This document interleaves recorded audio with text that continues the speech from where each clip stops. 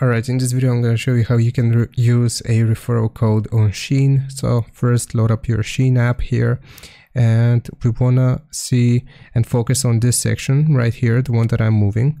So where it says support check-in service center, drag this to the side until you see share and earn. Select it like this, and this is going to show you your code, your referral code or referral link, just like that. And if we click on others, here we have the option to copy the link, to send the link through Twitter, Facebook, Instagram, sorry. And I'm just going to copy this link here. And how this works, you invite friends, your friends register, and then you earn rewards. So here we can select detailed rules to read more about it. And basically you will earn rewards the more friends register, and that's how you do it. I hope this helps. Leave a like and sub, and I'll see you next time.